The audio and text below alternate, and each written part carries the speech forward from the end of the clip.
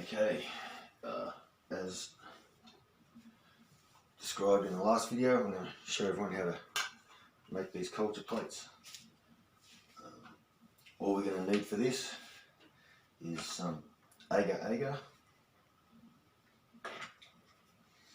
a bit of stock powder, and some soy sauce. You need a small pot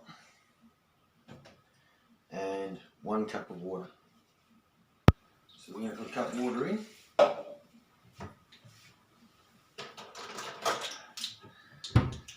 And we want a half a teaspoon.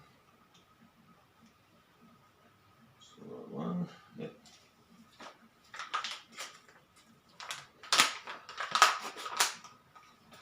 I'm going to put in half a teaspoon of agar-agar.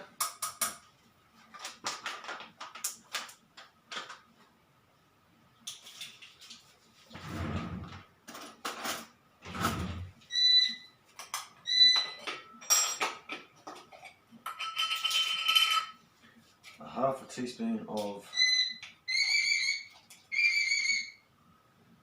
beef stock, and this is going to replicate the blood portion. It's going to give us extra availability of growth.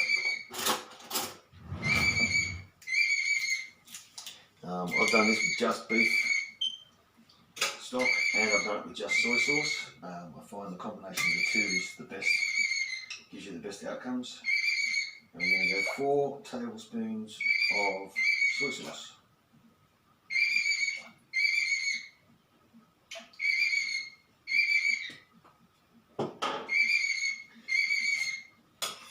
And give that a good stir.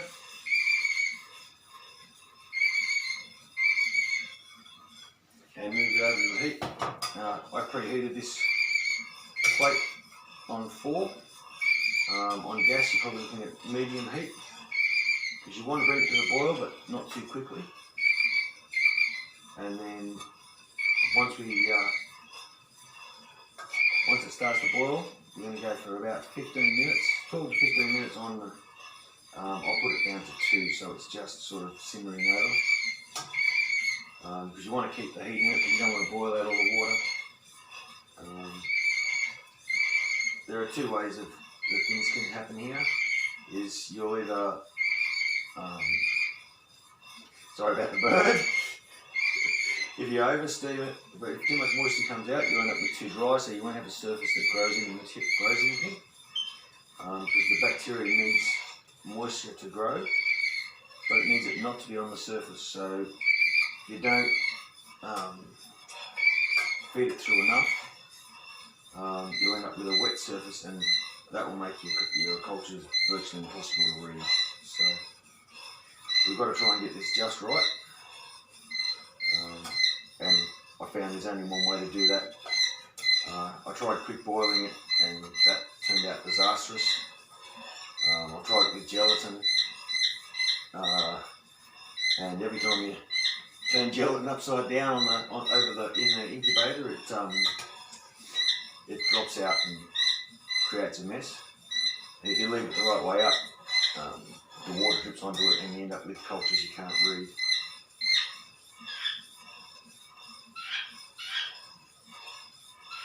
Now, the most important thing here, once you get it to the boil, bring it down, and you've got to keep it moving while the whole time that it's on the heat. Otherwise it'll lump up, the material will separate, you end up with clumps and bubbles and things that are going to make it hard for you to read your cultures later.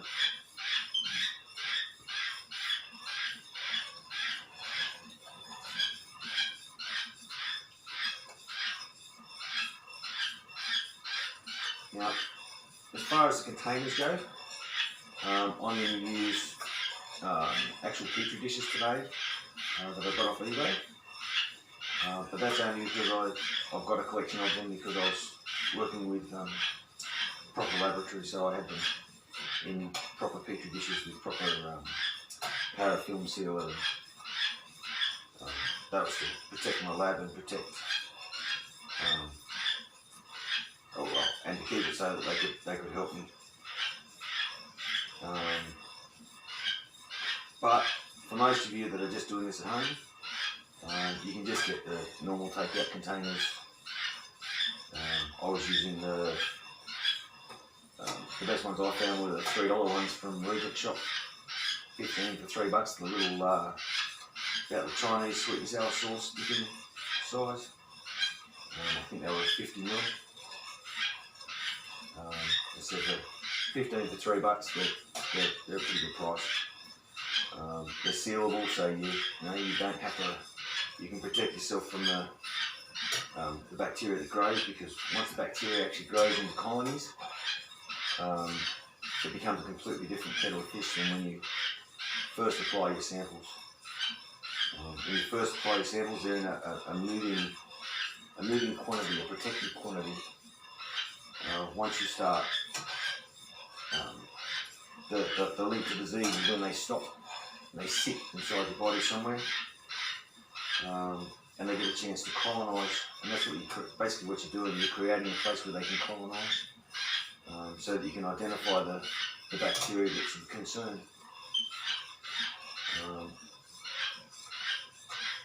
So basically you're creating an infection in a separated environment, and we'll go through some of the protections on that in a minute.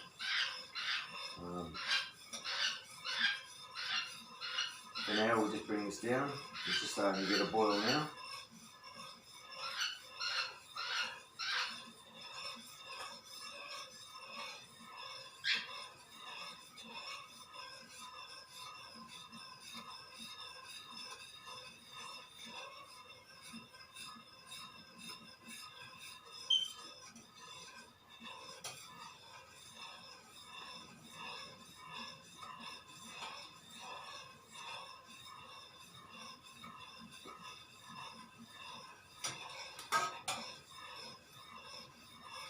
Or not.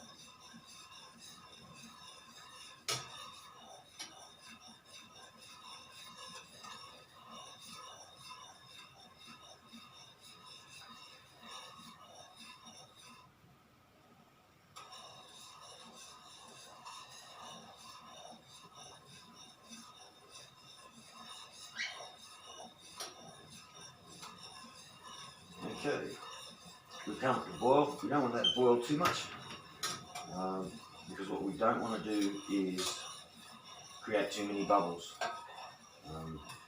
Bubbles, of course, create problems for you later on in the petri dishes. So we're going to drop the heat down to 2. On your gas ovens, you're probably looking at bringing it right down to the minimum flame you can, because you want to bring it to a simmer where it's not actually quite boiling anymore, but it's still keeping it at a pretty high heat. And this is going to give you a smooth mixture. As I said, it's 12 to 15 minutes once it's past the boil. I might just check the time there for a second.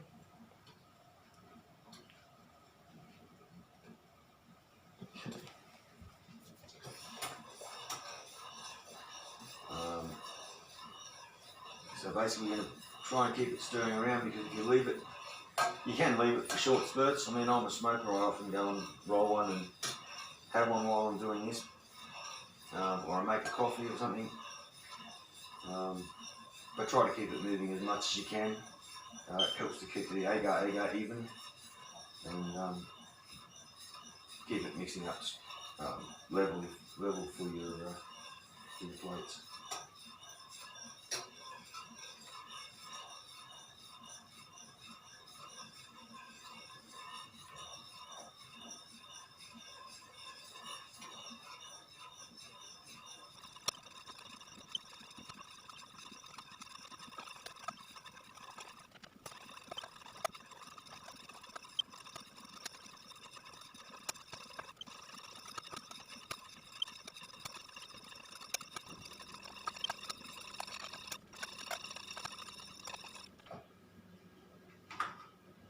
Okay, we've done about 15 minutes from the boil, so we're our mixture's ready.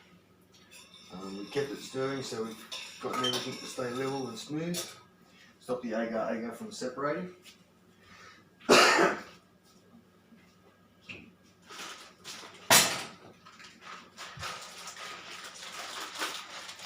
Now, normally, you can give this a little bit longer to cool, and if you were going to try and take it up another notch to like a blood agar or something like that, you have to wait for the temperature to come down before you mix it, before you start doing your petri dishes. So what I normally do is stick them with the right side down. As I said, you can do this with any kind of containers really. You don't need to be in these petri dishes that are a bit more expensive. Oh, can't use that one, it's broken. Okay.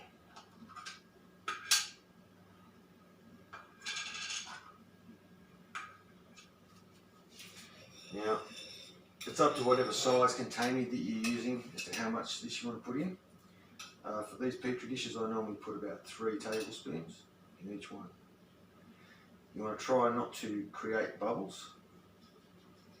So try and get as low to the base of the dish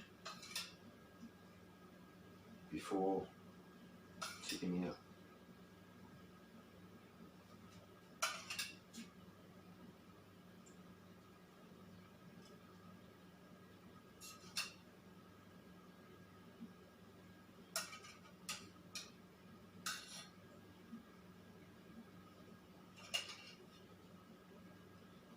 Now I normally do 5. You can sometimes squeeze a 6th one out of these mix in these larger petri dishes, but I normally do 5. That gives me 4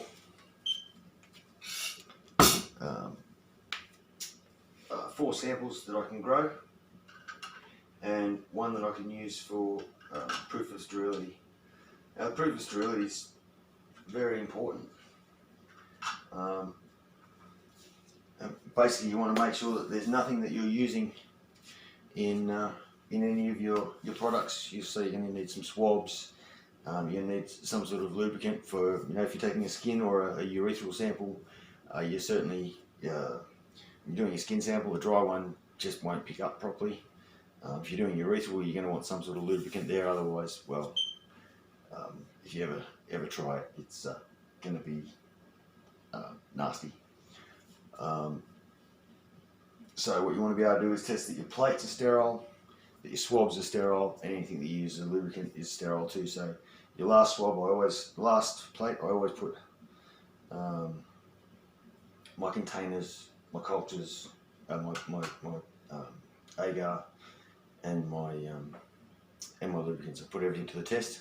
Make sure in every batch that I make that I'm getting a sterile version. So what grows is literally from the point where it was grown.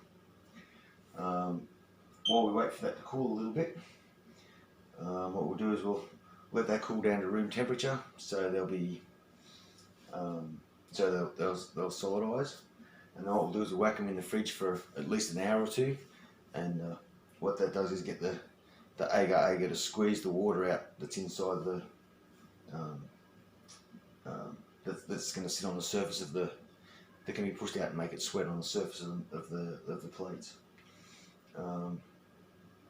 Because what we want to do is we want to create a moisture inside this field, but not on the surface of the plates, because you need moisture to for the bacteria to grow. It needs moisture, hence they mostly live inside the body. But if any water runs across those plates, if they're sweating or you've got them up the wrong way in the water pools, it's just going to make all your cultures grow funny. They're going to span out, they're going to thin out, they're not going to give you an accurate. Because quite frankly, I really, besides the fact that I know coronavirus would kill me, I don't really have any great input onto it besides that. And that's really only my opinion. So these are some of the trays that I've used in the past. I actually use the smaller ones mostly for doing these. I don't have any. I used my last ones before I changed to Petri dishes. But when it comes to doing the wet samples, where you need to lubricate your swabs, I actually use these containers. Keeps any chance of affecting the nozzle of the lubricant, so that you can keep that as sterile as possible, because once you get growths in that, it's a case of go out and get another one, because you'll never get rid of it once it starts. Always grab your cotton tips from one end of your container, whichever way you're doing it, so that the end that you're using is always the same end. And so you're taking your skin sample, you just rub it over and you gently roll it over the top, and you should just see a light dusting of your swab over that period. And we'll get rid of that.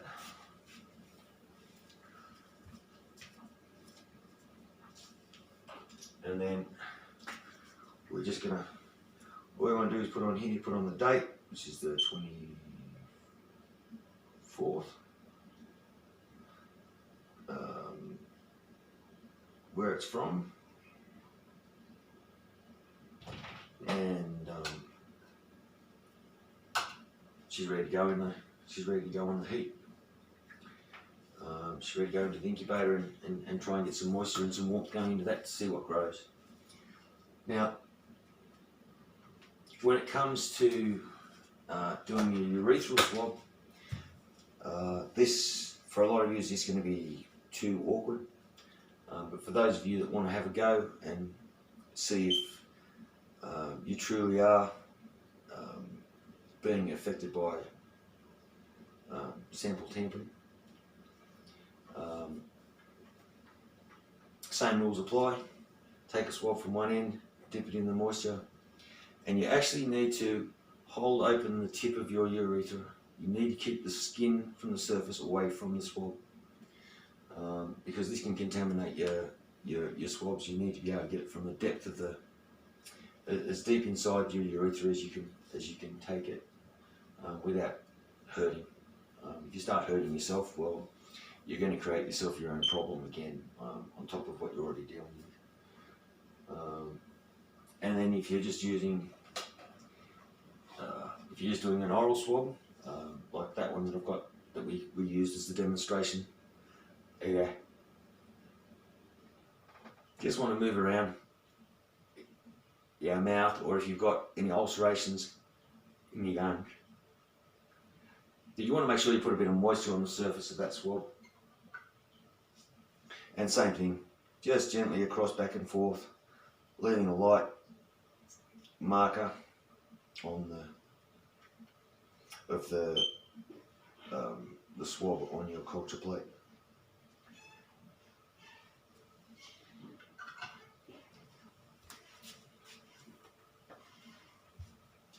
And again, we'll just date that.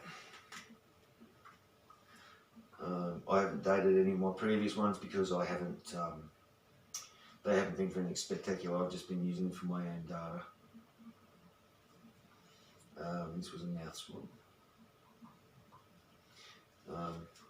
give it a couple of days, and I'll explain how these have come up, and or demonstrate how these have come up, and